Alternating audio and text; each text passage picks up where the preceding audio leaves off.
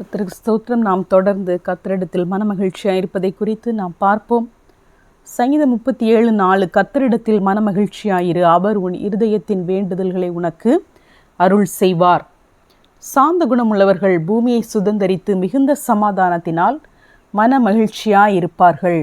நீ உத்தமனை நோக்கி செம்மையானவனை பார்த்திரு, அந்த மனுஷனுடைய முடிவு சமாதானம். உம்மை தேடுகிற அனைவரும் உமக்குள் மகிழ்ந்து சந்தோஷப்படுவார்களாக. உம்முடைய இரட்சிப்பை விரும்புகிறவர்கள் கர்த்தருக்கு மகிமை உண்டாவதாக என்று எப்பொழுதும் சொல்வார்களாக. கர்த்தர் நம்முடைய இருதயத்தின் வேண்டுதல்களை நமக்கு அருள் செய்வார். நாம் கர்த்தரிடத்தில் மனமகிழ்ச்சியாய் இருக்க வேண்டும் என்று தாவீது ராஜாவின் மூலமாக நாம் இங்கு கற்றுக்கொள்ளுகிறோம். சாந்த குணமுள்ளவர்கள் பூமியை சுதந்தரித்து மிகுந்த சமாதானத்தினால் மன மகிழ்ச்சியாய் இருப்பார்கள் என்று வாசிக்கிறோம்.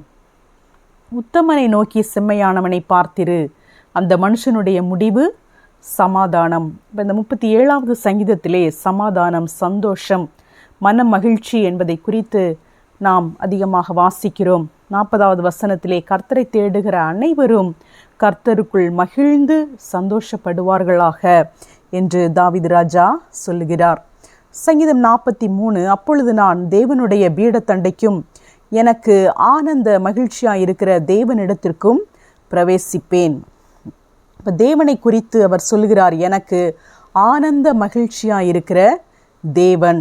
45வது சங்கீதத்திலே தேவனே உமது சிங்காசனம் என்றென்றைக்கும் உள்ளது, உமது ராஜ்யத்தின் செங்கோல் நீதியுள்ள செங்கோலாக இருக்கிறது. நீர் நீதியை விரும்பி அக்கிரமத்தை வெறுக்கிறீர். ஆதலால் தேவனே உம்முடைய தேவன் உமது தோழரை பார்க்கிலும் உம்மை ஆனந்த தைலத்தினால் அபிஷேகம் பண்ணினார். இங்கு ஆண்டவராக இயேசு கிறிஸ்துவை குறித்து நாம் வாசிக்கிறோம்.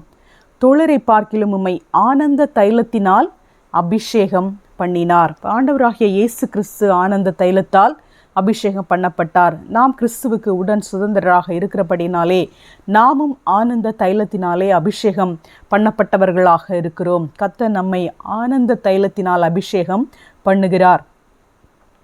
அங்கு ராஜஸ்திரீகளை குறித்து நாம் வாசிக்கிறோம். சித்திர தையலாடை தரித்தவளாய் ராஜாவினிடத்தில் அழைத்து கொண்டு வரப்படுவாள். அவள் பின்னாலே செல்லும் அவளுடைய தோழிகளாகிய கன்னிகைகள் உம்மிடத்தில் கூட்டிக் கொண்டு வரப்படுவார்கள். அவர்கள் மகிழ்ச்சியோடும் களிப்போடும் வந்து ராஜ அரமனைக்குள் பிரவேசிப்பார்கள். அப்போ கர்த்தரை தேடுகிறவர்கள் மகிழ்ச்சியோடும் களிப்போடும் இருப்பார்கள் என்பதை நாம் மீண்டும் மீண்டுமாக தேவனுடைய வார்த்தையிலே நாம் பார்க்கிறோம். எனவே நம்முடைய வாழ்க்கையிலே எந்த விதமான சமாதான குறைச்சொல்லோ சந்தோஷ குறைச்சொல்லோ இருக்க வேண்டிய தேவையில்லை. கர்த்தர் நமக்கு சமாதானத்தையும் சந்தோஷத்தையும் வாக்கு தத்தமாக அவர் கொடுத்திருக்கிறார். எனவே இந்த வசனங்கள் மூலமாக நாம் அதை அறிந்து கொள்கிறபடினாலே அதை நாம் கர்த்தரிடத்திலே நாம் கேட்டு சந்தோஷத்தையும் சமாதானத்தையும் நாம் பெற்றுக்கொள்வோம். நாம் நிறைவாக நாம் பெற்றுக்கொள்வோம். 46வது சங்கீதத்திலே ஒரு நதியுண்டு. இங்கு பரிசுத்த ஆவியானவரை குறித்து நாம் வாசிக்கிறோம். அது நீர்க்கால்கள் தேவனுடைய நகரத்தையும் உன்னதமானவர் வாசம் பண்ணும் பரிசுத்த ஸ்தலத்தையும் சந்தோஷிப்பிக்கும். அப்போ அந்த நதியானது சந்தோஷிப்பிக்கும். பரிசுத்த ஆவியானவர் சந்தோஷிப்பிக்கிற தேவனாக இருக்கிறார். அதே போல சங்கீதம் 47 நாம் முழுவதுமாக வாசிக்கும்போது அதிலே நாம் கர்த்தரை சந்தோஷமாக ஆராதிப்பதை குறித்து நாம் அங்கு வாசிக்கிறோம். அதேபோல் 48ஆம் சங்கீதத்திலே சீயோன் பர்வதம், அதை குறித்து அது சர்வ பூமியின் மகிழ்ச்சியாக இருக்கிறது, அதுவே மகாராஜாவின் நகரம். அப்போ சீயோன் தேவனுடைய நகரமாக இருக்கிறது, அது சர்வ பூமியின் மகிழ்ச்சியாக இருக்கிறது. அப்போ தேவனுடைய பலம், தேவனுடைய ராஜரீகம் என்பது அது சந்தோஷத்தை கொடுக்கக்கூடியதாக இருக்கிறது. தேவன் ராஜரீகம் பண்ணும்போது அங்கு சந்தோஷமும் மகிழ்ச்சியும் உண்டாகிறது. சங்கீதம் 51 நான் சந்தோஷமும் மகிழ்ச்சியும் கேட்கும்படி செய்யும் என்று தாவீது ராஜா சொல்லுகிறார். அதே போல் அதிலே அவர் பரிசுத்த ஆவியானவரை குறித்து கேட்கும்போது, உமது சமூகத்தை விட்டு என்னை தள்ளாமலும் உமது பரிசுத்த ஆவியை என்னிடத்தில் இருந்து எடுத்துக்கொள்ளாமலும் இரும். உமது இரட்சண்யத்தின் சந்தோஷத்தை திரும்பவும் எனக்கு தந்து உற்சாகமான ஆவி என்னை தாங்கும்படி செய்யும் என்று ஜெபிக்கிறார். அவர் பாவம் செய்து அவர் இரட்சண்யத்தின் சந்தோஷத்தை அவர் இழந்து விட்டார். எனவே அவர் பாவ மன்னிப்பு கேட்டு இரட்சண்யத்தின் சந்தோஷத்தை திரும்பவும் எனக்கு தாரும், உடைய உற்சாகமான ஆவி என்னை தாங்கும்படி செய்யும் என்று அவர் கேட்கிறார். சங்கீதம் 53, சீயோனிலிருந்து இஸ்ரவேலுக்கு இரட்சிப்பு வருவதாக. தேவன் தம்முடைய ஜனத்தின் சிறையிருப்பை திருப்பும்போது யாக்கோபுக்கு களிப்பும் இஸ்ரவேலுக்கு மகிழ்ச்சியும் உண்டாகும். அப்போ நம்முடைய சிறையிருப்பை கர்த்தர் திருப்பும்போது நமக்கு களிப்பும் மகிழ்ச்சியும் உண்டாகும். அவர் நம்முடைய பாவமாகிய சிறையிருப்பிலிருந்து அவர் நம்மை ரட்சித்திருக்கிறார்.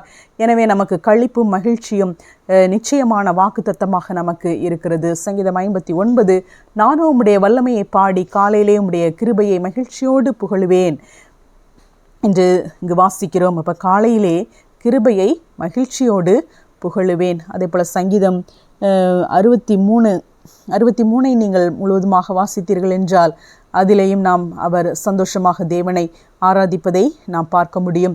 சங்கீதம் 55, காலையையும் மாலையையும் களிகூற பண்ணுகிறீர். கர்த்தர் ஒவ்வொரு நாளையும் காலையையும் மாலையும் அவர் களிகூற பண்ணுகிறவராக இருக்கிறார். 68, நீதிமான்களோ தேவனுக்கு முன்பாக மகிழ்ந்து களிகூர்ந்து ஆனந்த சந்தோஷம் அடைவார்கள். நாம் நீதிமான்களாக இருக்கிறோம். நாம் இலவசமாய் தேவனுடைய கிருபையினாலே நாம் நீதிமான்களாக்கப்பட்டிருக்கிறோம். விசுவாசத்தினாலே நாம் நீதிமான்களாக்கப்பட்டிருக்கிறோம்.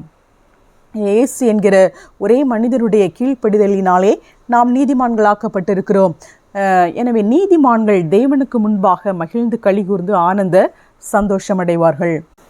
உம்மை தேடுகிற யாவரும் உம்மில் மகிழ்ந்து சந்தோஷப்படுவார்களாக. உமது ரட்சிப்பில் பிரியப்படுகிறவர்கள் தேவனுக்கு மகிமை உண்டாவதாக என்று எப்பொழுதும் சொல்வார்களாக. அப்போ கர்த்தரை தேடுகிற யாவரும் அவரில் மகிழ்ந்து சந்தோஷப்படுவார்கள் என்று நாம் வாசிக்கிறோம். சங்கீதம் 71, நான் பாடும்போது என் உதடும் நீர் மீட்டு கொண்ட என் ஆத்துமாவும் கெம்பீரித்து மகிழும். சங்கீதம் 86, உமது அடியனுடைய ஆத்துமாவை மகிழ்ச்சியாக்கும். ஆண்டவரே, உம்மிடத்தில் என் ஆத்துமாவை உயர்த்துகிறேன், என்னுடைய ஆத்துமாவை மகிழ்ச்சியாக்கும் ஆண்டவரே என்று சொல்லி தாவீது இங்கு ஜெபிப்பதை நாம் பார்க்கிறோம். அதே போல் 89, கம்பீர சத்தத்தை அறியும் ஜனங்கள் பாக்கியம் உள்ளவர்கள். கர்த்தாவே, அவர்கள் உம்முடைய முகத்தின் வெளிச்சத்தில் நடப்பார்கள். அப்போ இந்த கம்பீர சத்தம் எப்பொழுது வருகிற? சந்தோஷத்தினாலே கம்பீர சத்தம் வருகிற. இந்த கம்பீர சத்தத்தை அறிகிற ஜனங்கள் பாக்கியம் உள்ளவர்கள். அவர்கள் உம்முடைய நாமத்தில் நாடோறும் களிகூர்ந்து உம்முடைய நீதியால் உயர்ந்திருப்பார்கள். நீரே அவர்கள் பலத்தின் மகிமையாய் இருக்கிறீர். உம்முடைய தயவினால் எங்கள் கொம்பு உயரும். இப்போ நாடோறும் கர்த்தருடைய நாமத்தில் நாம் களிகூர்ந்து மகிழ்ந்திருக்கும் போது அவரே நம்முடைய பலமாக இருக்கிறார். நம்முடைய கொம்பு உயருகிறதாக இருக்கிறது. சங்கீதம் 90, நாங்கள் எங்கள் வாழ்நாள் எல்லாம் களிகூர்ந்து மகிழும்படி காலையிலே எங்களை உமது கிருபையால் திருப்தியாக்கும். அப்போ காலையிலே நாம் தேவனுடைய கிருபையை நாம் தேடுகிறோம். அந்த கிருபை எதற்காக தேட வேண்டும் என்று இங்கு நாம் பார்க்கிறோம். வாழ்நாளெல்லாம் களிகூர்ந்து மகிழும்படி நம்முடைய வாழ்நாள் முழுவதுமாக இந்த லேவியராகமத்திலே நாம் வாசித்தோம், 7 நாள் அளவும் மகிழ்ச்சியோடு இருக்க கடவீர்கள் என்று. அப்போ பரிபூரணமாக நம்முடைய வாழ்க்கை முழுவதும் பரிபூரணமாக கர்த்தர் மகிழ்ச்சியை தருகிறார். எனவே வாழ்நாள் எல்லாம் களிகூர்ந்து மகிழும்படியாக காலையிலே உம்முடைய கிருபையால் எங்களை திருப்தியாக்கும் என்று நாம் வாசிக்கிறோம். தேவரீர் எங்களை சிறுமைப்படுத்தின நாட்களுக்கும் நாங்கள் துன்பத்தை கண்ட வருஷங்களுக்கும் சரியாக எங்களை மகிழ்ச்சியாக்கும். நம்ம இந்த தேவனை அறிகிற அறிவு, கர்த்தர் தேவனுடைய ராஜ்யத்திலே அவர் நமக்கு வைத்திருக்கிற இந்த ஆசீர்வாதங்களை நாம் அறியாமல் நாம் துன்பத்தை நாம் கண்டிருந்தோம். நம்முடைய வாழ்க்கையிலே துன்பம் இருந்தது. அந்த வருஷங்களுக்கு சரியா எங்களை மகிழ்ச்சியாக்கும் என்று இங்கு ஜெபிக்கிறார். எனவே நம்முடைய துன்பத்தை கண்ட வருஷத்திற்கு சரியாய் அவர் நம்மை மகிழ்ச்சியாக்குகிற கர்த்தராக இருக்கிறார். சங்கீதம் 92, கர்த்தாவே, உமது செய்கைகளால் என்னை மகிழ்ச்சியாக்கினீர். உமது கரத்தின் கிரியைகளின் நிமித்தம் ஆனந்த சத்தமிடுவேன். கர்த்தர் அவருடைய கிரியைகளினாலே நம்மை மகிழ்ச்சியாக்குகிறவராக இருக்கிறார். இங்கு தாவீது ராஜா வானங்களை குறித்து கூட அவர் சொல்லுகிறார். 96ஆம் சங்கீதத்திலே, வானங்கள் மகிழ்ந்து பூமி பூரிப்பாகி சமுத்திரமும் அதில் நிறைவும் முழங்குவதாக, நாடும் அதிலுள்ள யாவும் களி கூறுவதாக. அப்பொழுது கர்த்தருக்கு முன்பாக காட்டு விருட்சங்கள் எல்லாம் கெம்பீரிக்கும். எனவே தாவீது ராஜா இயற்கை சந்தோஷமாக இருக்க வேண்டும் என்று அவர் சொல்லுகிறார். அது ஆண்டவராகிய தேவனும் அதைத்தான் சொல்லுகிறார். மாடு தன் எஜமானையும் கழுதை தன் ஆண்டவனின் முன்னணையும் அறியும். என் ஜனங்களோ உணர்வில்லாமல் அறிவில்லாமல் இருக்கிறார்கள். நான் எஜமானால் எனக்கு பயப்படும் பயம் எங்கே என்று ஆண்டவர் கேட்கிறார். அப்போ இந்த இயற்கை தேவனை குறித்து அறிந்திருக்கிறது. நாம் சூரியனை குறித்து பார்த்தோம், அது மகிழ்ச்சியோடு இருக்கிறது என்று சொல்லி. அதே போல வானங்கள் மகிழ்வதாக, பூமி பூரிப்பாகுவதாக, நாடு மதிலுள்ள யாவும் களி கூறுவதாக, கர்த்தருக்கு முன்பாக காட்டு விருட்சங்கள் எல்லாம் கெம்பீரிக்கும் என்று சொல்லி இயற்கை கர்த்தருக்கு முன்பாக சந்தோஷமாக இருப்பதை நாம் பார்க்கிறோம். சங்கீதம் 97, நீதிமானுக்காக வெளிச்சமும் செம்மையான இருதயத்திற்காக மகிழ்ச்சியும் விதைக்கப்பட்டிருக்கிறது. அப்போ நாம் செம்மையான இருதயம் உள்ளவராக நாம் இருப்போம் என்று சொன்னால் நமக்காக மகிழ்ச்சியானது விதைக்கப்பட்டிருக்கிறது. அந்த மகிழ்ச்சியானது பெருகுகிறதாக இருக்குகிறது. விதைக்கப்பட்டிருக்கிறது என்று சொன்னால் விதையானது அது வளர்ந்து பெருகி அது ஒரு பெரிய விருட்சமாக மாறக்கூடியது. எனவே நம்முடைய மகிழ்ச்சியானது பேரின்பமாக, மகா ஆனந்தமாக, மகா சந்தோஷமாக, பரிபூரண ஆனந்தமாக பெருகுகிற மகிழ்ச்சியாக இருக்கிறது. நீதிமான்களை கர்த்தருக்குள் மகிழ்ந்து அவருடைய பரிசுத்தத்தின் நினைவு கூறுதலை கொண்டாடுங்கள். நீதிமான்கள் என்று சொல்கிறவர்கள் கர்த்தருக்குள் மகிழ்கிறவர்களாக, அவரை கொண்டாடுகிறவர்களாக இருக்கிறார்கள். 98 கர்த்தருக்கு புதுப்பாட்டை பாடுங்கள் என்று சொல்லி அங்கு தேவனுடைய ரட்சிப்பை குறித்து, பூமியின் குடிகளே நீங்கள் எல்லாரும் கர்த்தரை நோக்கி ஆனந்தமாய் ஆர்ப்பரியுங்கள், முழக்கமிட்டு கம்பீரமாய் பாடுங்கள், கர்த்தராகிய ராஜாவின் சமூகத்தில் ஆனந்தமாய் ஆர்ப்பரியுங்கள் என்று சொல்லி அங்கு நாம் வாசிக்கிறோம். 100ஆம் சங்கீதத்திலேயும் கூட பூமியின் குடிகளே எல்லோரும் கர்த்தரை கம்பீரமாய் பாடுங்கள், மகிழ்ச்சியோட கர்த்தருக்கு ஆராதனை செய்து ஆனந்த சத்தத்தோட அவர் சந்நிதி முன் வாருங்கள். அதே போல சங்கீதம் 104 மனுஷனுடைய இருதயத்தை மகிழ்ச்சியாக்கும் திராட்சை ரசத்தையும் அவனுக்கு முகக்கலையை உண்டு பண்ணும் எண்ணெயையும் மனுஷனுடைய இருதயத்தை ஆதரிக்கும் ஆகாரத்தையும் விளைவிக்கிறார். அப்போ கர்த்தர் பிள்ளைகள் மகிழ்ச்சியாக இருக்க வேண்டும் என்பதை விரும்புகிறார் என்று நாம் வாசிக்கிறோம். 105 அவருடைய பரிசுத்த நாமத்தை குறித்து மேன்மை பாராட்டுங்கள், கர்த்தரை தேடுகிறவர்களின் இருதயம் மகிழ்வதாக. கர்த்தரை தேடுகிறவர்கள் கண்டிப்பாக அவர்கள் மகிழ்வார்கள். 106ஆவது சங்கீதத்திலே கர்த்தாவே நீர் தெரிந்து கொண்டவர்களின் நன்மையை நான் கண்டு உம்முடைய ஜாதியின் மகிழ்ச்சியால் மகிழ்ந்து உம்முடைய சுதந்திரத்தோட மேன்மை பாராட்டும்படிக்கு. அப்போ கர்த்தருடைய ஜனங்கள் என்று சொன்னால் அவர்களுக்கென்று ஒரு மகிழ்ச்சி இருக்குது. எனவே உம்முடைய ஜாதி என்று சொன்னால் இங்கு ஜனம், தேவனுடைய ஜனத்தின் மகிழ்ச்சியால் மகிழ்ந்து, அப்போ தேவனுடைய ஜனங்களுக்கென்று அவர் வைத்திருக்கிற மகிழ்ச்சியால் நான் மகிழ வேண்டும் என்று நாம் அந்த மகிழ்ச்சியை நாம் அறிந்து கொண்டு அதை நாம் வாஞ்சிக்கிறவர்களாக நாம் இருக்க வேண்டும். 118 இது கர்த்தர் உண்டு பண்ணின நாள், இதிலே களிகூர்ந்து மகிழ கடவோம். அப்போ நம்முடைய கர்த்தர் நமக்கு ஜீவனை கொடுத்து இந்த நாட்களை நம்மை காண செய்யும் போது இந்த நாளை குறித்து நாம் சொல்ல வேண்டியது என்ன? இது கர்த்தர் உண்டு பண்ணின நாள், இதிலே நாம் களி கூர்ந்து மகிழ கடவோம். நம்முடைய சூழ்நிலைகள் எப்படி இருந்தாலும், நம்முடைய பிரச்சனைகள் எப்படி இருந்தாலும், நாம் கர்த்தருக்குள் களி கூறும்போது, நம்முடைய இருதயம் கர்த்தரை நம்பி திட நம்பிக்கையாய் இருக்கும்போது, நீ கர்த்தரிடத்தில் மனமகிழ்ச்சியாயிரு, அப்பொழுது அவர் உன் இருதயத்தின் வேண்டுதல்களை உனக்கு அருள் செய்வார். தாவீது ராஜா அவர் எதில் மனமகிழ்ச்சியாக இருக்கிறேன், நமது பிரமாணங்களில் மனமகிழ்ச்சியாக இருக்கிறேன் என்று சொல்லுகிறார். அதே போல் நான் பிரியப்படுகிற உமது கற்பனைகளின் பேரில் மனமகிழ்ச்சியாக இருப்பேன். நானும் உம்முடைய வேதத்தில் மனமகிழ்ச்சியாக இருக்கிறேன். உம்முடைய வேதம் என் மனமகிழ்ச்சி. உமது வேதம் என் மனமகிழ்ச்சியாக இராதிருந்தால் என் துக்கத்திலே அழிந்து போயிருப்பேன். உம்முடைய சாட்சிகளை நித்திய சுதந்திரமாக்கி கொண்டிருக்கிறேன். அவைகளே என் இருதயத்தின் மகிழ்ச்சி. உம்முடைய கற்பனைகள் என் மன மகிழ்ச்சி. கர்த்தாவே உம்முடைய ரட்சிப்பின் மேல் ஆவலாக இருக்கிறேன். உம்முடைய வேதம் என் மனமகிழ்ச்சி. கர்த்தருடைய ஆலயத்துக்கு போவோம் வாருங்கள் என்று எனக்கு அவர்கள் சொன்னபோது மகிழ்ச்சியாக இருந்தேன் என்று சொல்லி அவர் தேவனுடைய வசனத்தில், தேவனுடைய வார்த்தையின் மீது அவர் மகிழ்ச்சியாக இருப்பதை நாம் பார்க்கிறோம். எனவே அவர் கர்த்தரிடத்தில் மனமகிழ்ச்சியாக இருந்தபடினாலே அவர் நினைப்பதற்கும் அவர் வேண்டிக் கொள்வதற்கும் மேலான ஆசீர்வாதங்களை கர்த்தர் அவருக்கு கொடுத்ததை நாம் பார்க்கிறோம். அவருக்கு ஐஸ்வர்யமும் ஆசியும் நிறைவாக இருந்தது. அவர் அந்த எவ்வளவு சொத்துக்களை அவர் சேர்த்து வைத்திருந்தார். அந்த ஆலயம் கட்டுவதற்கு அந்த தாவீது ராஜா அந்த வெள்ளியையும் பொன்னையும் கற்களை போல மிகுதியாக அவர் சேமித்து வைத்திருந்தார் என்று நாம் பார்க்கிறோம். அவர் கர்த்தரிடத்தில் மனமகிழ்ச்சியாக இருந்தபடினாலே அவர் நினைத்ததை விட அதற்கும் அதிகமான ஆசீர்வாதங்களை கர்த்தர் அவருக்கு கொடுத்து அவரை இன்னும் அதிகமாக சந்தோஷப்படுத்தினார். கர்த்தருடைய கிரியைகளினாலே அவர் மகிழ்வித்தார். கர்த்தர் தம்முடைய ஜனத்தின் மேல் பிரியம் வைக்கிறார். சாந்த குணமுள்ளவர்களை இரட்சிப்பினால் அலங்கரிப்பார். நீதிமொழிகளிலே இருக்கிறது, சமாதானம் பண்ணுகிற ஆலோசனைக்காரருக்கு உள்ளது சந்தோஷம். நீதிமான்களின் நம்பிக்கை மகிழ்ச்சியாகும். இப்போ நீதிமான்களுடைய நம்பிக்கை மகிழ்ச்சியாகத்தான் அது முடியும்.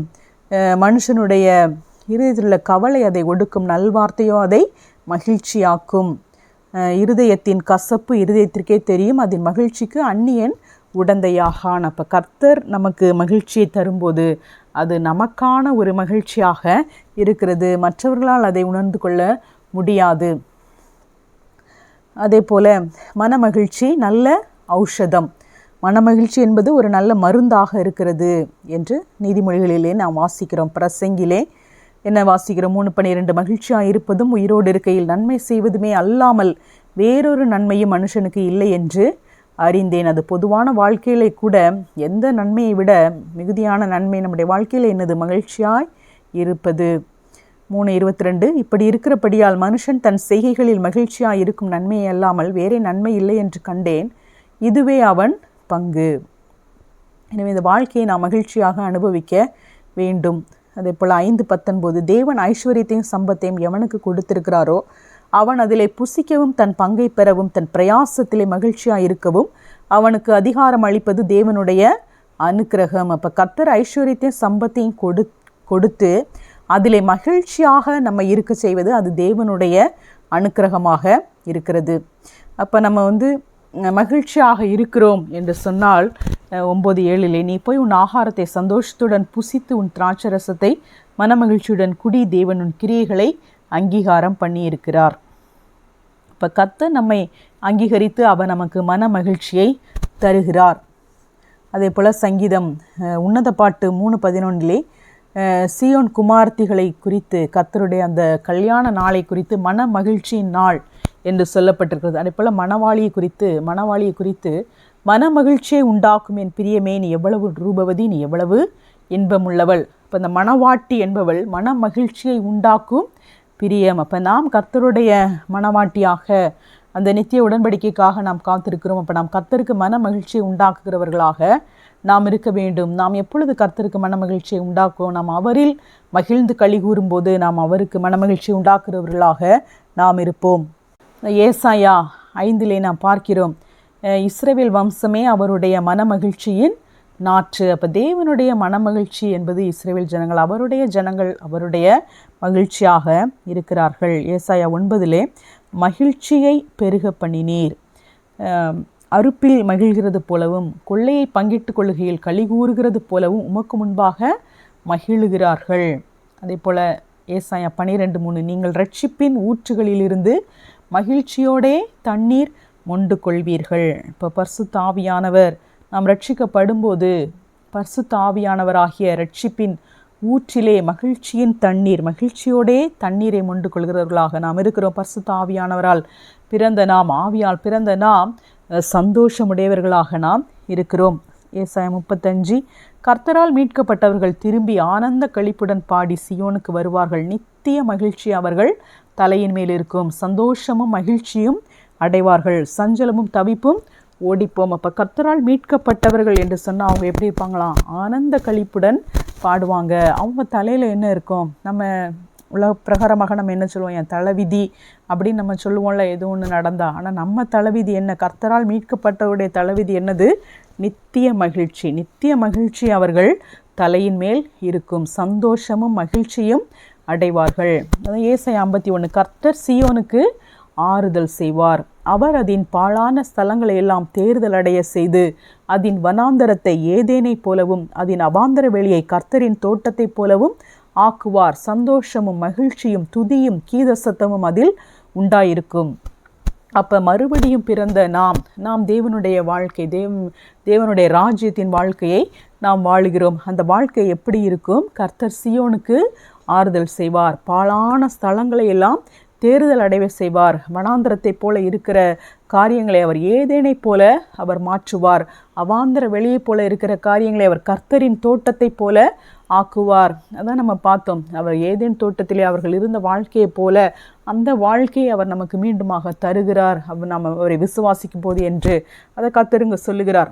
ஏதேனை போல அவர் மாற்றுவார், கர்த்தரின் தோட்டத்தை போல மாற்றுவார். அப்படி மாற்றும்போது அங்கே என்ன இருக்கும்? சந்தோஷமும் மகிழ்ச்சியும் துதியும் கீத சத்தமும் அதில் உண்டாயிருக்கும்.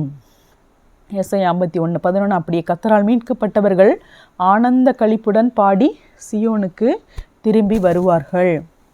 ஏசாயா 55:2 நீங்கள் அப்பமல்லாததற்காக பணத்தையும் திருப்தி செய்யாத பொருளுக்காக உங்கள் பிரயாசத்தையும் செலவழிப்பானேன். நீங்கள் எனக்கு கவனமாய் செவி கொடுத்து நலமானதை சாப்பிடுங்கள், அப்பொழுது உங்கள் ஆத்துமா கொழுப்பான பதார்த்தத்தினால் மகிழ்ச்சியாகும். அப்போ உங்களுடைய ஆத்துமா என்ன செய்யும்? மகிழ்ச்சியாகும் என்று சொல்லி கர்த்தர் சொல்லுகிறார்.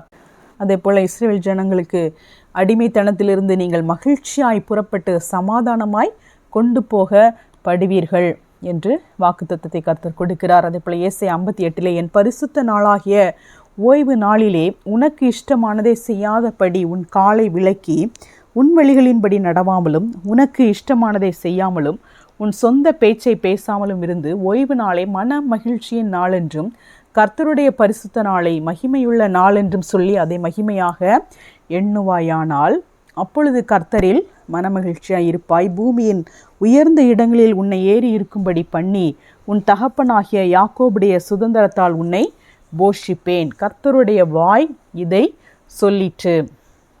தான் நெகேமியாவில் நம்ம பார்த்தோம். இந்த நாள் கர்த்தருக்கு பரிசுத்தமான நாள், ஆகையால் விசாரப்பட வேண்டாம். கொழுமையானதை புசித்து மதுரமானதை குடித்து ஒன்றுமில்லாதவர்களுக்கு பங்குகளை அனுப்புங்கள். கர்த்தருக்குள் மகிழ்ச்சியாக இருப்பதே உங்களுடைய பலன் என்று நாம் வாசித்தோம். அதே போல் இங்கு பரிசுத்த நாளாகிய ஓய்வு நாளிலே உனக்கு இஷ்டமானதை செய்யாதபடி ஓய்வு நாளை மன மகிழ்ச்சியின் நாள் என்று எண்ண வேண்டும். கர்த்தருடைய பரிசுத்த நாளை மகிமையுள்ள நாள் என்று சொல்லி மகிமையாக எண்ண வேண்டும். அப்பொழுது கர்த்தரில் மனமகிழ்ச்சியாக இருப்பாய். அப்போ கர்த்தரில் நீ மனமகிழ்ச்சியாக இருக்கும்போது கர்த்தர் உன்னை என்ன செய்வார்? பூமியின் உயர்ந்த இடங்களில் உன்னை ஏறி இருக்கும்படி பண்ணி உன் தகப்பனாகிய யாக்கோபுடைய சுதந்திரத்தால் உன்னை போஷிப்பேன். இப்போ நம்ம விசுவாசத்தினாலே நம்ம ஆபிரகாம், ஈசாக்கு, யாக்கோபு அவர்களுடைய சந்ததியாக நம்ம இருக்கிறோம். அவர்களுடைய ஆசீர்வாதங்கள் எல்லாம் கர்த்தர் நமக்கு வாக்குத்தத்தமாக கொடுத்திருக்கிறார். நாம் அவர்களுடைய சந்ததியாக இருக்கிறபடினாலே இப்போ நாம் கர்த்தரில் மனமகிழ்ச்சியாக இருக்கும்போது கர்த்தர் நாம் பூமியிலே நாம் இருக்கிற இடங்களிலே அவர் நம்மை உயர்ந்த இடங்களிலே அவர் நம்மை சிறந்திருக்கிறவர்களாக அவர் மாற்றுகிறார். அவர் நம்மை கீர்த்தி உள்ளவர்களாக, புகழ்ச்சி உள்ளவர்களாக, மேன்மையான ஜனங்களாக அவர் நம்மை மாற்றுகிறார். அவரை விசுவாசிக்கிற பிள்ளைகளை அவர் ஒருபோதும் தாழ்ந்த நிலைமையிலே அவர் அனுப்புவதில்லை. நீ வாலாகாமல் தலையாவாய் என்றுதான் கர்த்தர் சொல்லுகிறார். நீ கீழாகாமல் மேலாவாய். எனவே அவரை விசுவாசித்த நம்மை அவர் எப்பொழுது மேன்மையாக வைக்கவே அவர் விரும்புகிறார். நாம் மனமகிழ்ச்சியாய் இருக்க வேண்டும். ஏசாயா 60:15 நீ நெகிழப்பட்டதும் கைவிடப்பட்டதும் ஒருவரும் கடந்து நடவாததுமாய் இருந்தாய், ஆனாலும் உன்னை நித்திய மாட்சிமையாகவும் தலைமுறை தலைமுறையாக இருக்கும் மகிழ்ச்சியாகவும் வைப்பேன். நம்ம ரொம்ப கஷ்டப்பட்ட நிலைமையில தான் நம்ம இருந்தோம். நம்முடைய அக்கிரமமான வாழ்க்கை அப்படித்தான் இருந்தது. ஆனால் நாம் கர்த்தரை விசுவாசித்தபடினாலே அவர் நம்மை நித்திய மாட்சிமையாக தலைமுறை தலைமுறையாக இருக்கும் மகிழ்ச்சியாக வைப்பதற்கு அவர் உண்மையுள்ளவராக இருக்கிறார். ஏசாயா 61:7 உங்கள் வெட்கத்துக்கு பதிலாக 2 அத்தனையாய் பலன் வரும். லட்சைக்கு பதிலாக தங்கள் பாகத்தில் சந்தோஷப்படுவார்கள். அதிநிமித்தம் தங்கள் தேசத்தில் இரட்டிப்பான சுதந்திரம் அடைவார்கள். நித்திய மகிழ்ச்சி அவர்களுக்கு உண்டாகும்.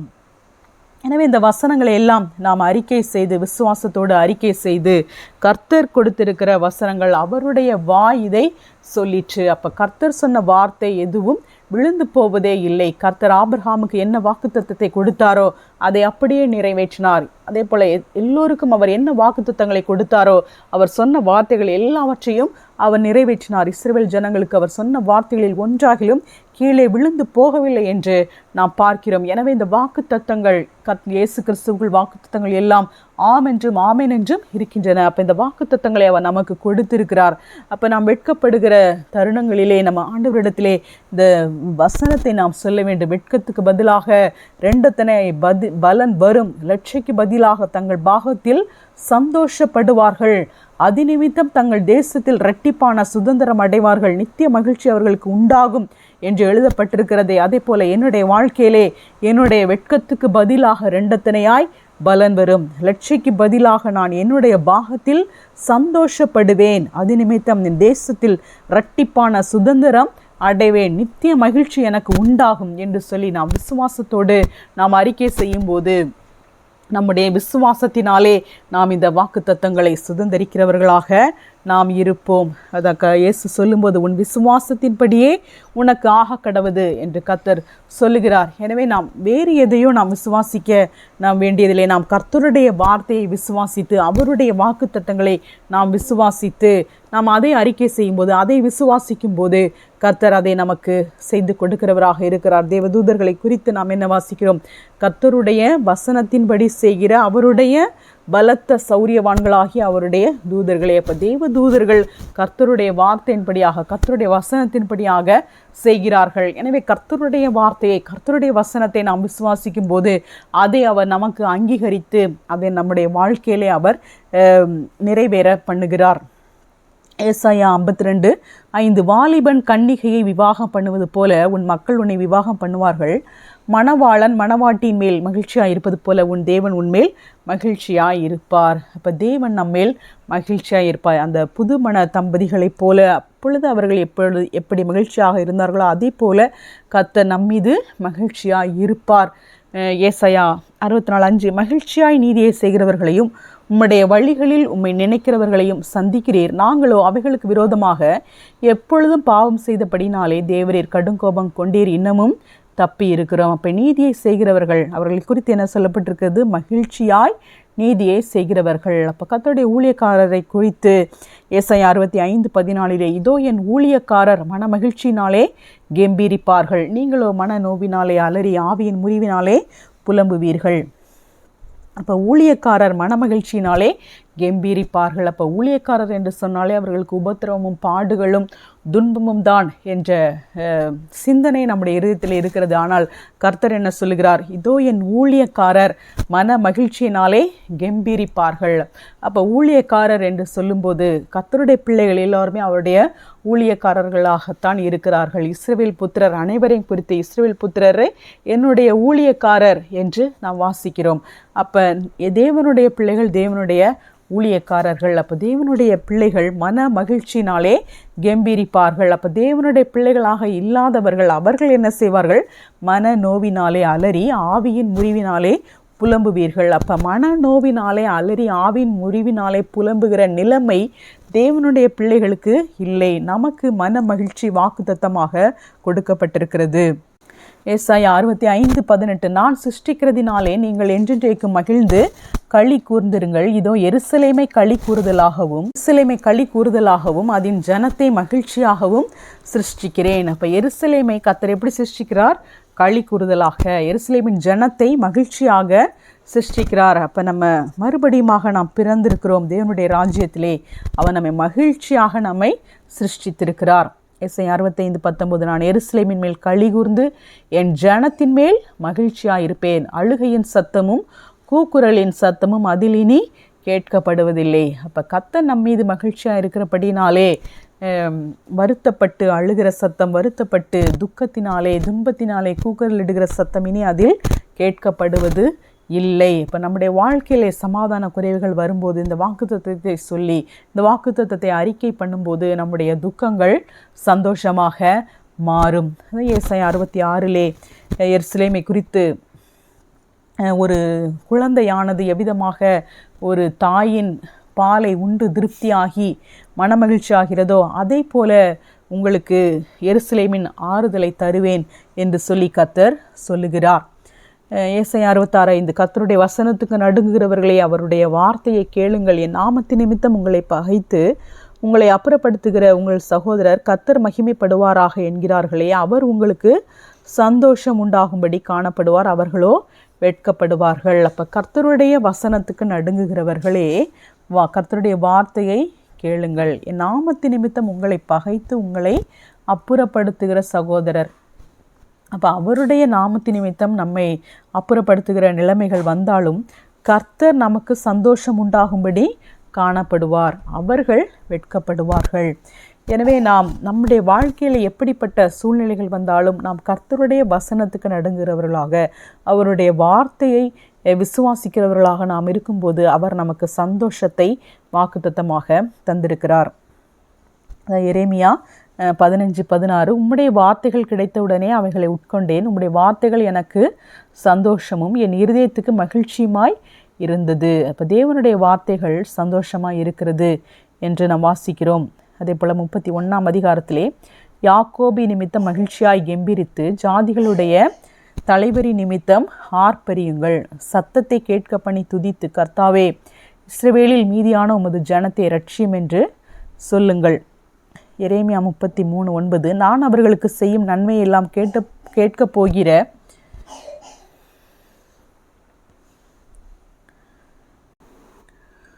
பூமியின் எல்லா ஜாதிகளுக்கு முன்பாக அது எனக்கு மகிழ்ச்சியுள்ள கீர்த்தியாயும் புகழ்ச்சியாயும் மகிமையாயும் இருக்கும். நான் அவர்களுக்கு அருளி செய்யும் எல்லா நன்மை நிமித்தமும் எல்லா சமாதானத்தின் நிமித்தமும் இவர்கள் பயந்து நடுங்குவார்கள் என்று இஸ்ரவேலின் தேவனாகிய கர்த்தர் சொல்லுகிறார். அப்போ தேவன் என்ன சொல்கிறார்? அவர் நமக்கு செய்யும் நன்மை எல்லாம் கேட்க போகிற பூமியின் எல்லா ஜாதிகளுக்கு முன்பாக அது கர்த்தருக்கு மகிழ்ச்சியுள்ள கீர்த்தியாயும் புகழ்ச்சியாயும் மகிமையாயும் இருக்கும். அப்போ கர்த்தருக்கு மகிழ்ச்சியாக, கர்த்தருக்கு கீர்த்தியாக, கர்த்தருக்கு புகழ்ச்சியாக, கர்த்தருக்கு மகிமையாக இருக்கிற வகையிலே அவர் நமக்கு நன்மை செய்வார். அவர் செய்கிற நன்மையை கேட்க போகிற பூமியின் எல்லா ஜாதிகளுக்கு முன்பாக அது கர்த்தருக்கு மகிமையாக இருக்கிறது. நான் அவர்களுக்கு அருளி செய்யும் எல்லா நன்மை நிமித்தமும் எல்லா சமாதானத்தின் நிமித்தமும் இவர்கள் பயந்து நடுங்குவார்கள் என்று இஸ்ரவேலின் தேவனாகிய கர்த்தர் சொல்லுகிறார். அப்போ தேவன் நமக்கு தருகிற எல்லா நன்மை எல்லா சமாதானம் இதை பார்த்து அவிசுவாசிகள் என்ன செய்வார்கள்? பயந்து நடுங்குவார்கள். அப்போ விசுவாசிகளுக்கு கர்த்தர் எல்லா நன்மைகளையும் எல்லா சமாதானத்தையும் அவர் கொடுக்கிறார். இன்னும் களிப்பின் சத்தமும் மகிழ்ச்சியின் சத்தமும் மணவாளனின் சத்தமும் மணவாட்டியின் சத்தமும் சேனைகளின் கர்த்தரை துதியுங்கள், கர்த்தர் நல்லவர், அவர் கிருபை என்றும் உள்ளதென்று சொல்லுகிறவர்களின் சத்தமும் கர்த்தருடைய ஆலயத்துக்கு ஸ்தோத்திர பலிகளை கொண்டு வருகிறவர்களின் சத்தமும் கேட்கப்படும் என்று கர்த்தர் சொல்கிறார். அவர்கள் முன் இருந்தது போல இருக்கும்படி தேசத்தின் சிறையிருப்பை திருப்புவேன் என்று சேனைகளின் கர்த்தர் சொல்லுகிறார்.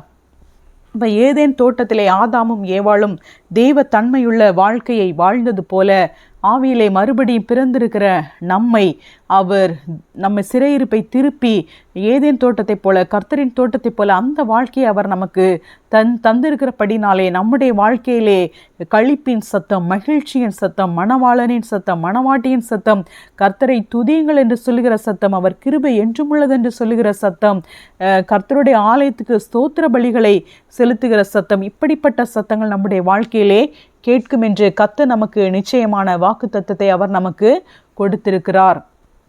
ஆபகுக்கும் அவர் சொல்கிறார், அவருடைய வாழ்க்கையிலே எத்தனை பிரச்சனைகள் வந்தாலும் நான் கர்த்தருக்குள் மகிழ்ச்சியாக இருப்பேன், என் ரட்சிப்பின் தேவனுக்குள் களி கூறுவேன் என்று சொல்கிறார். அதே போல் சகரியாவிலே அவருடைய உபவாசங்கள் யூதா வம்சத்தாருக்கு மகிழ்ச்சியாக சந்தோஷமாக நல்ல பண்டிகைகளாக மாறும். ஆகையால் சத்தியத்தையும் சமாதானத்தையும் சிநேகியுங்கள் என்று. அப்போ அந்த பழைய ஏற்பாடு முழுவதுமாக நம்ம ஆண்டவருடைய சந்தோஷத்தை, சமாதானத்தை, மன மகிழ்ச்சியை கர்த்தர் நமக்கு மகா சந்தோஷத்தை கொடுத்திருக்கிறார், மிகுந்த ஆனந்தத்தை கொடுத்திருக்கிறார்.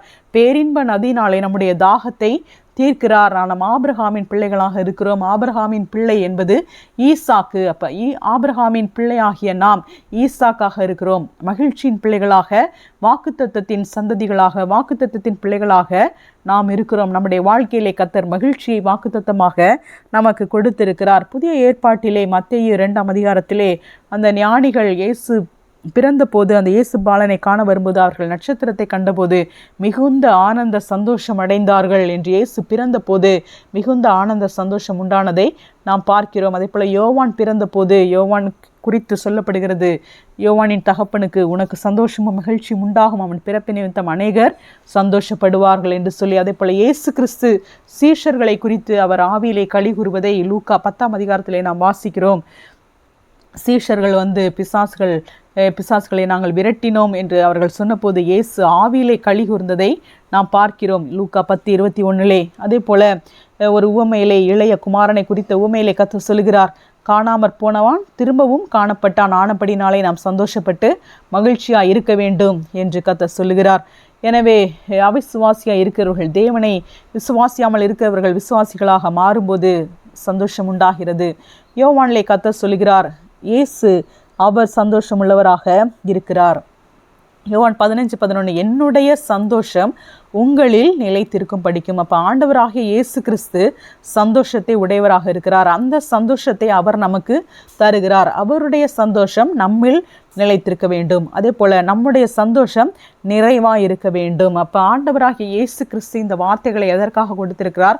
அவருடைய சந்தோஷம் நம்மில் நிலைத்திருக்கும்படியாக, நம்முடைய சந்தோஷம் நிறைவாய் இருக்கும்படியாக அவர் இந்த வார்த்தைகளை நமக்கு கொடுத்திருக்கிறார். அதைத்தான் யோவான் 16:24 இதுவரைக்கும் நீங்கள் என் நாமத்தினாலே ஒன்றும் கேட்கவில்லை, கேளுங்கள், அப்பொழுது உங்கள் சந்தோஷம் நிறைவாக இருக்கும்படி பெற்றுக்கொள்வீர்கள். அப்போ உங்கள் சந்தோஷம் நிறைவாக இல்லை அப்படின்னா அதுக்கு என்ன அர்த்தம்?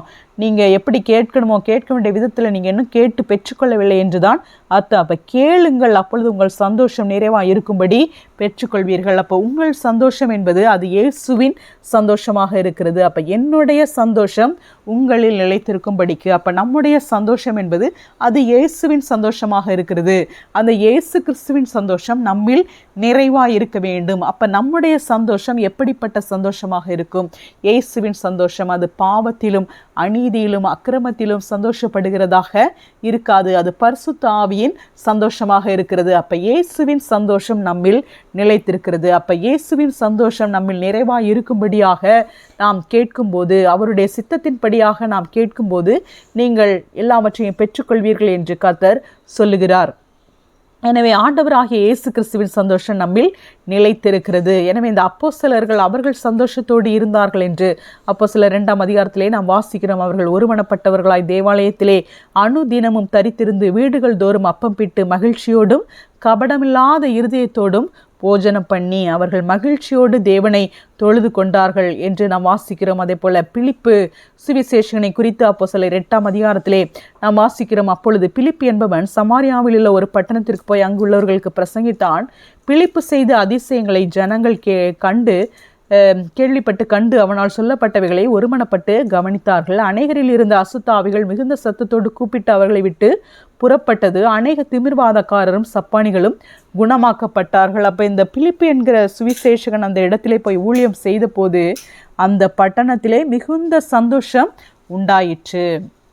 அப்போ நாம் ஊழியம் செய்யும்போது, நாம் சுவிசேஷம் சொல்லும்போது சந்தோஷம் இல்லாத இடங்களிலே, இருளான தேசங்களிலே மிகுந்த சந்தோஷம் உண்டாகிறது. சுவிசேஷத்தின் நிமித்தமாக, நம்முடைய ஊழியத்தின் நிமித்தமாக ஜனங்களுக்கு சந்தோஷம் உண்டாகிறது.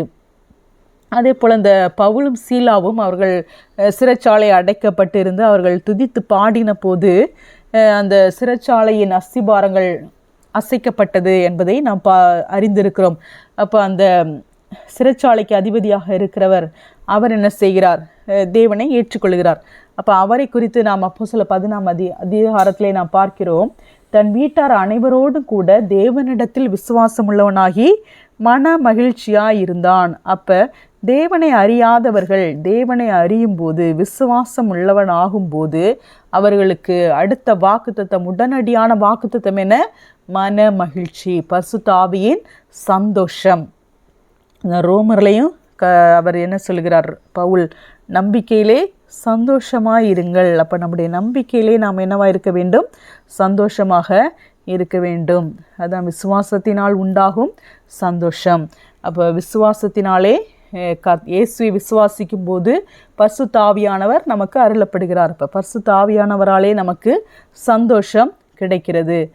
2 தெசலோனிக்கேயர் 2:16 நம்முடைய கர்த்தராகிய இயேசு கிறிஸ்துவும் நம்மிடத்தில் அன்பு கூர்ந்து நித்திய ஆறுதலையும் நல் நம்பிக்கையும் கிருபையாய் நமக்கு கொடுத்திருக்கிற நம்முடைய பிதாவாகிய தேவன். அப்போ நம்முடைய பிதாவாகிய தேவன் நமக்கு நித்திய ஆறுதலை கொடுத்திருக்கிறார். அப்போ அவர் நமக்கு கொடுத்திருக்கிற ஆறுதல் அது நித்தியமான ஆறுதல். அது ஒருபோதும் நம்மை விட்டு எடுக்கப்படாத ஒரு ஆறுதல்.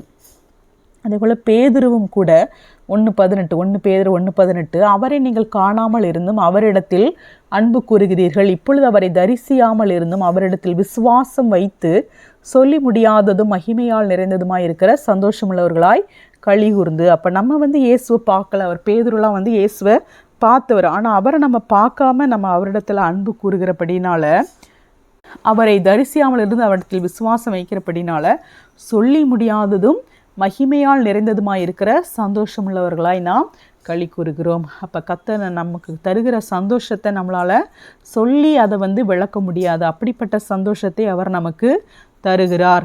இப்போல கொலோசியர் 2:2 அவருடைய இருதயங்கள் தேற்றப்பட்டு, அப்போ நாம் விசுவாசிக்கும் போது நம்முடைய இருதயங்கள் தேற்றப்படுகிறது. நம்மளை கலாத்தியர் 5:12 ஆவியின் கனியோ அன்பு சந்தோஷம். அப்போ சந்தோஷம், அன்பு என்பது பரிசுத்த ஆவியானவரை குறித்து நம்ம வாசிக்கிறோம். தேவ அன்பு நம்முடைய இருதயத்திலே ஊற்றப்பட்டிருக்கிறது. அப்போ நம்முடைய இருதயத்திலே ஊற்றப்பட்டிருப்பது பரிசுத்த ஆவியானவர். இப்போ பரிசுத்த ஆவியானவராலே அன்பு சந்தோஷம், இந்த ஆவியின் கனி, பரிசுத்த ஆவியானவரின் கனி அன்பு சந்தோஷம் சமாதானம் நீடிய பொறுமை தயவு நற்குணம் விசுவாசம். அப்போ பரிசுத்த ஆவியானவர் நமக்குள் இருப்பார் என்று சொன்னால் நமக்குள் சந்தோஷம் இருக்கிறது. அதே போல் தீத்து 2 கூட நம்ம வாசிக்கிறோம், நாம் நம்பி இருக்கிற ஆனந்த பாக்கியத்துக்கும். அப்போ நம்ம நம்பி இருக்கிறது என்னது? ஆனந்த பாக்கியம். அதுதான் நம்முடைய தேவன், நம்ம தேவ பிள்ளைகளாக இருக்கிறோம். அதே போல் 1 யோவான் 1:4 உங்கள் சந்தோஷம் நிறைவாக இருக்கும்படி இவைகளை உங்களுக்கு எழுதுகிறோம். இந்த வசனங்கள், இந்த சுவிசேஷங்களே அவர் எதுக்கு எழுதுறேன்னு சொல்கிறாரு? உங்கள் சந்தோஷம் நிறைவாக இருக்க வேண்டும், அதற்காகத்தான் நாங்கள் இதை எழுதுகிறோம் என்று சொல்லுகிறார். அதே போல் யூதா 24ஆம் வசனத்திலே தமது மகிமையுள்ள சன்னிதானத்திலே மிகுந்த மகிழ்ச்சியோடே உங்களை மாசற்றவர்களாய் நிறுத்தவும் வல்லமையுள்ளவர். அப்போ தேவனுடைய சன்னிதானத்திலே நம்ம எப்படி நிற்க போகிறோம்? மிகுந்த மகிழ்ச்சியோடு மாசற்றவர்களாக. நம்மளுடைய சுய பலத்தினால அல்ல, நம்ம விசுவாசிக்கிற தேவன் அவர் நம்மை வலுவாதபடி நம்மை காத்து அவருடைய மகிமையுள்ள சன்னிதானத்திலே நம்மை மிகுந்த மகிழ்ச்சியோடு நிறுத்த அவர் வல்லமையுள்ளவராக இருக்கிறார். அவர் சர்வ வல்லமையுள்ளவராக இருக்கிறபடினாலே எந்த மனுஷனையும் பிரகாசிப்பிக்கிற மெய்யான ஒளியாகிய தேவன் எவரையும் மேன்மைப்படுத்தவும் பலப்படுத்தவும் உம்மாலே ஆகும். அப்போ பரிசுத்தாவியை அவர் நமக்கு கொடுத்து நம்மை வலுவாதபடி நம்மை காத்து மிகுந்த மகிழ்ச்சியோடு அவருடைய சன்னிதானத்திலே அவர் நம்மை நிறுத்துவார்.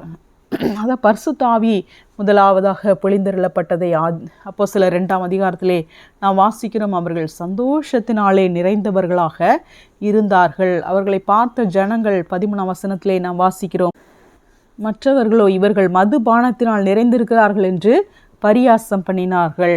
அப்போ அந்த பரிசுத்தாவியை அவர்கள் பெற்றுக்கொண்ட போது அவங்க மதுபானத்தினால நிறைந்தவங்க, அந்த மதுபானத்தினால நிறைந்தவங்க எப்படி ஒரு பேலன்ஸ் இல்லாமல் இருப்பாங்க, ஆனால் அவங்க ரொம்ப சந்தோஷமாக ரொம்ப தைரியமாக இருப்பாங்க.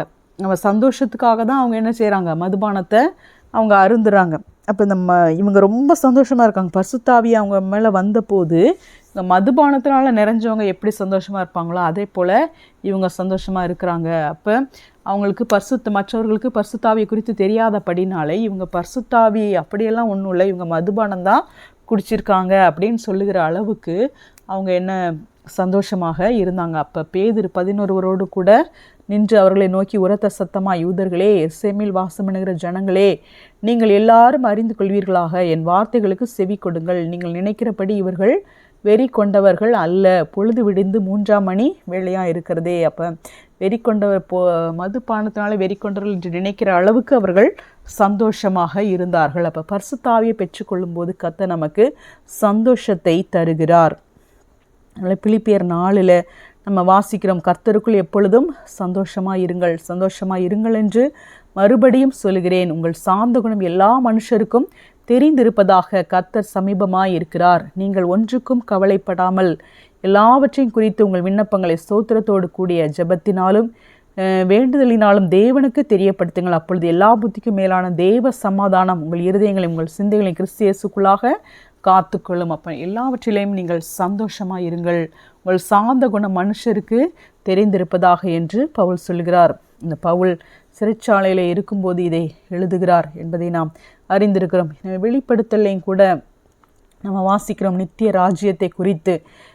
நாம் இப்பொழுது தேவனுடைய ராஜ்யத்தின் வாழ்க்கையை வாழுகிறோம், ஆனால் நித்தியமாக தேவனுடைய ராஜ்யத்தை நாம் வாழும்போது அங்கேயும் நமக்கு சமாதானம், அந்த சமாதானம் தான் இங்கே நாம் அனுபவிக்கிறோம். இந்த வெளிப்படத்தில் இருக்கிற எல்லா வாக்குத்தத்தங்களும் இந்த வாழ்க்கையிலேயும் தேவனுடைய ராஜ்யத்தின் பிள்ளைகளாக வாழுகிற நமக்கு கர்த்தர் அதை கொடுத்திருக்கிறார்.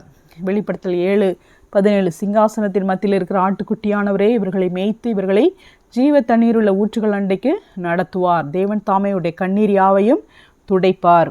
அப்போ சிங்காசனத்தின் மத்தியில் இருக்கிற ஆட்டுக்குட்டியானவர், அப்போ ஆண்டவராகிய இயேசு கிறிஸ்து அவர் நம்முடைய நல்ல மேய்ப்பராக இருக்கிறார். நாடே நல்ல மேய்ப்பன். அப்போ தேவன் நம்முடைய மேய்ப்பராக இருக்கிறபடினாலே ஜீவ தண்ணீர் உள்ள ஊற்றுகள் நடைக்கு நடத்துவார். அப்போ ஜீவ தண்ணீர் உள்ள ஊற்று பரிசுத்த ஆவியானவர். இயேசு விசுவாசிக்கும் போது நமக்கு பரிசுத்த ஆவியானவர் நமக்கு கொடுக்கப்படுகிறார். அப்போ பரிசுத்த ஆவியானவரை நாம் பெற்றுக்கொள்ளும் போது நம்முடைய கண்ணீர் யாவும் துடைக்கப்படுகிறது, நம்முடைய துக்கம் யாவும் நீக்கப்படுகிறது. அதே போல் வெளிப்படுத்தல் 19, அப்பொழுது திரளான ஜனங்களிடம் ஆரவாரம் போலவும் பெருவெள்ள இரைச்சல் போலவும் பலத்த இடிமுழக்கம் போலவும் ஒரு சத்தம் உண்டாகி, அல்லேலூயா, சர்வ வல்லமையுள்ள தேவனாகிய கர்த்தர் ராஜ்யபார பண்ணுகிறார், நாம் சந்தோஷப்பட்டு களிகூர்ந்து அவருக்கு துதி செலுத்த கடவோம், ஆட்டுக்குட்டியானவருடைய கல்யாணம் வந்தது, அவருடைய மனைவி தன்னை ஆயத்தம் பண்ணினாள் என்று சொல்ல கேட்டேன். இப்போ நாம் சந்தோஷப்பட்டு களிகூர்ந்து அவருக்கு துதி செலுத்த கடவோம். எதற்கு? சர்வ வல்லமையுள்ள தேவனாகிய கர்த்தர் ராஜ்யபாரம் பண்ணுகிறார். அப்போ நம்ம இந்த அரசியலெல்லாம் நீங்கள் நம்ம பார்க்குறோம்ல, ஒருத்தவங்க ஜெயிக்கும் போது, ஆட்சியை பெற்றுக்கொள்ளும் போது அந்த கட்சியில் உள்ளவங்களாம் எவ்வளோ சந்தோஷமாக இருக்கிறாங்க. அப்போ நம்ம தேவனுடைய ராஜ்யத்தில் நம்ம இருக்கிறோம், அவருடைய பிள்ளையாக இருக்கிறோம், ராஜாதி ராஜாவோட பிள்ளையாக நம்ம இருக்கிறோம். அப்போ நம்ம அப்பா அவர் ராஜ்யபாரம் பண்ணுறாரு, பரம தகப்பன் பிதா சர்வ வல்லமையுள்ள தேவனாகிய கர்த்தர் ராஜ்யபாரம் பண்ணுகிறார். அப்போ நம்ம எவ்வளோ சந்தோஷமாக இருக்க வேண்டும். நான் சந்தோஷப்பட்டு களிகூர்ந்து அவருக்கு துதி செலுத்த கடவோம். 21, மேலும் பரலோகத்திலிருந்து உண்டான ஒரு பெருஞ்சத்தத்தை கேட்டேன், அது இதோ மனுஷரிடத்திலே தேவனுடைய வாசஸ்தலம் இருக்கிறது, அவர்களிடத்திலே அவர் வாசமாக இருப்பார், அவர்களும் அவருடைய ஜனங்களாக இருப்பார்கள், தேவன் தாமே அவர்களுடைய கூட இருந்து அவருடைய தேவனாக இருப்பார், அவருடைய கண்ணீர் யாவையும் தேவன் துடைப்பார், இனி மரணமும் இல்லை, துக்கமும் இல்லை, அலறுதலும் இல்லை, வருத்தமும் இல்லை, முந்தினவைகள் ஒழிந்து போயின என்று விளம்பினது. அப்போ இது நித்திய ராஜ்யத்தை குறித்தது. நித்திய ராஜ்யத்தில் இப்போ மரணம் இன்னும் அழிக்கப்படவில்லை, சங்கரிக்கப்படும் கடைசி சத்துரு மரணம். அப்போ மரணம் இன்னும் சங்கரிக்கப்படவில்லை. ஆனால் நித்திய ராஜ்யத்தில் போகும்போது மரணமும் பாதாளமும் சங்கரிக்கப்படும். அப்போ அங்கேயே கண்ணீர் யாவையும் தேவன் துடைக்கிறார். தேவன் அவர்களோடு கூட இருந்து அவருடைய கண்ணீர் யாவையும் துடைப்பார்.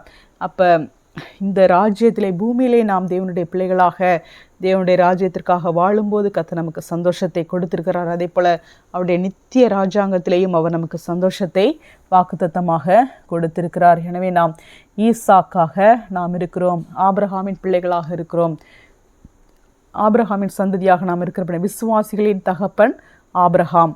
நாம் விசுவாசி என்று சொன்னால் நம்முடைய தகப்பன் ஆபிரகாம். இப்போ ஆபிரகாமுடைய பிள்ளை ஈசாக்கு. ஈசாக்கு என்று சொன்னால் நகைப்பு. இப்போ ஈசாக்கை குறித்து ஆதியாகமம் 26ஆம் அதிகாரத்தில் ஈசாக்கு அந்த தேசத்தில் விதை விதைத்தான். கர்த்தர் அவனை ஆசீர்வதித்ததினால் அந்த வருஷத்தில் 100 மடங்கு பலனடைந்தான். அவன் ஐஸ்வர்யவானாகி வர வர விருத்தி அடைந்து மகா பெரியவனானான். அவனுக்கு ஆட்டு மந்தையும் மாட்டு மந்தையும் அநேக பணிவிடைக்காரரும் இருந்தபடினாலே பெலிஸ்தர் அவன் பேரில் பொறாமை கொண்டு அவன் தகப்பனாகிய ஆபிரகாமின் நாட்களில் அவனுடைய வேலைக்காரர் வெட்டின துறவுகளெல்லாம் தூர்த்து மண்ணினால் நிரப்பி போட்டார்கள். அபிமெலேக்கு ஈசாக்கை நோக்கி, நீ எங்களை விட்டு போய்விடு, எங்களை பார்க்கிலும் மிகவும் பலத்தவனானாய் என்றான். அப்பொழுது ஈசாக்கு அவிடமிட்டு புறப்பட்டு கேராரின் பள்ளத்தாக்கிலே கூடாரம் போட்டு அங்கே குடியிருந்து தன் தகப்பனாகிய ஆபிரகாமின் நாட்களில் வெட்டினவைகளும் ஆபிரகாம் மரித்த பின் பெலிஸ்தர் தூர்த்து போட்டவைகளுமாகிய துறவுகளை மறுபடியும் தோண்டி தன் தகப்பன் அவைகளுக்கு இட்டிருந்த பேர்களின்படி அவைகளுக்கு பேரிட்டான்.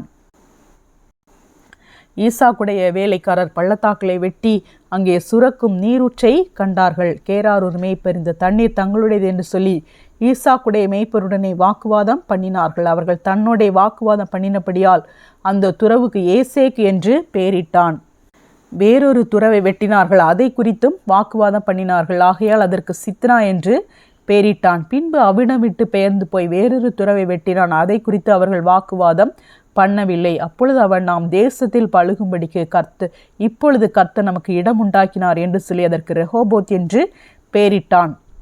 அங்கே இருந்து பெயர் செபாவுக்கு போனான். அன்று ராத்திரியிலே கர்த்தர் அவனுக்கு தரிசனமாகி, நான் உன் தகப்பனாகிய ஆபிரகாமுடைய தேவன், பயப்படாதே, நான் உன்னோடே கூட இருந்து என் ஊழியக்காரனாகிய ஆபிரகாமின் நிமித்தம் உன்னை ஆசீர்வதித்து உன் சந்ததியை பெருக பண்ணுவேன் என்றார். அங்கே அவன் ஒரு பலிபீடத்தை கட்டி கர்த்தருடைய நாமத்தை தொழுது கொண்டு அங்கே தன் கூடாரத்தை போட்டான். அவ்விடத்தில் ஈசாக்கின் வேலைக்காரர் ஒரு துறவை வெட்டினார்கள். அபிமெலேக்கும் அவன் சிநேகிதனாகிய அகுசாத்தும் அவன் சேனாபதியாகிய பிகோலும் கேராரில் இருந்து அவனிடத்திற்கு வந்தார்கள்.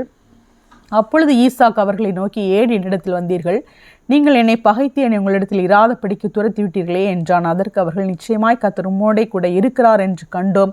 ஆகையால் எங்களுக்கும் உமக்கும் ஒரு ஆணை ஏற்பாடு உண்டாக வேண்டும் என்று நாங்கள் நிர்ணயம் பண்ணினோம். நாங்கள் உம்மை தொடாமல் நன்மையை உமக்கு செய்து உம்மை சமாதானத்தோடே அனுப்பிவிட்டது போல நீரும் எங்களுக்கு தீங்கு செய்யாதபடிக்கு உம்முடைய உடன்படிக்கை பண்ணிக்கொள்ள வந்தோம். நீ கர்த்தரால் ஆசீர்வதிக்கப்பட்டவராமே என்றார்கள். அவன் அவர்களுக்கு விருந்து பண்ணினான். அவர்கள் புசித்து குடித்தார்கள். அதிகாலையில் எழுந்து ஒருவருக்கொருவர் ஆணையிட்டு கொண்டார்கள். பின்பு ஈசாக்கு அவர்களை அனுப்பிவிட்டான். அவர்கள் அவனிடத்திலிருந்து சமாதானத்தோடே போய்விட்டார்கள். அந்நாளில்தானே ஈசாக்கின் வேலைக்காரர் வந்து தாங்கள் துறவு வெட்டின செய்தி அவனுக்கு அறிவித்து, தண்ணீர் கண்டோம் என்றார்கள். அதற்கு சேபா என்று பெயரிட்டான். ஆகையால் அந்த ஊரின் பேர் இந்நாள் வரைக்கும் பெயர் சபா எண்ணப்படுகிறது. அப்போ நாம் ஆபிரகாமின் பிள்ளைகள், விசுவாசிகள் ஆபிரகாமின் பிள்ளைகள் ஈசாக்கு. அப்போ நாம் ஈசாக்காக இருக்கிறோம். அப்போ ஈசாக்கின் ஆசீர்வாதத்தை இங்கு நாம் பார்க்கிறோம். ஈசாக்கு தேசத்தில் விதை விதைக்கும் போது கர்த்தர் அவனை ஆசீர்வதித்ததினால் அந்த வருஷத்தில் 100 மடங்கு பலனடைந்தான். அப்போ கர்த்தர் நமக்கு 100 மடங்காக பலனை தருகிறான். நாம் கர்த்தரிடத்தில் மன மகிழ்ச்சியாக இருக்கும்போது, கர்த்தருடைய சந்தோஷத்தை பெற்றுக்கொண்டவர்களாக, பரிசுத்த ஆவியின் சந்தோஷத்தை பெற்றுக்கொண்டவர்களாக நாம் இருக்கும்போது கர்த்தர் நமக்கு 100 மடங்கு பலனை தருகிறவராக இருக்கிறார். அவன் ஐஸ்வர்யவானாகி வர வர விருத்தி அடைந்து மகா பெரியவனானான். அப்போ பெலிஸ்தர் பார்த்து அவன் பேரில் பொறாமை கொண்டு அவனுடைய துறவுகளெல்லாம் மண்ணினால் நிரப்பி போட்டார்கள் என்று நாம் பார்க்கிறோம். அப்போ மற்றவர்கள் பார்த்து பொறாமை கொள்ளுகிற வகையிலே கர்த்தர் அவரை ஆசீர்வதித்தார். வர வர விருத்தி அடைந்து மகா பெரியவன் ஆனான். அப்போ இங்கே நம்ம பார்க்கிறோம், ஈசாக் என்று சொல்லும்போது அந்த நீரூற்றுகளை குறித்து, துறவு வெட்டுவதை குறித்து நம்ம பார்க்கிறோம். அப்போ நீரூற்று என்று சொல்லும்போது பரிசுத்த ஆவியானவரை குறிக்கிறது. அப்போ இவர் நீரூற்றுகளை, துறவுகளை தோண்டுகிறவராக, தண்ணீரை தேடுகிறவராக இருந்தார். அதன் அர்த்தம் என்னவென்றால், நாம் பரிசுத்த ஆவியானவரின் அனுபவத்தை நாம் தேடுகிறவர்களாக, பரிசுத்த ஆவியானவரின் அபிஷேகத்தை வாஞ்சிக்கிறவர்களாக, நம்முடைய வாழ்க்கையிலே பரிசுத்த ஆவியானவருக்கு முக்கியத்துவத்தை கொடுக்கிறவர்களாக நாம் இருக்கும்போது நாம் ஈசாக்கை போல 100 மடங்கு பலனை நாம் பெற்றுக்கொள்கிறவர்களாக நாம் இருப்போம்.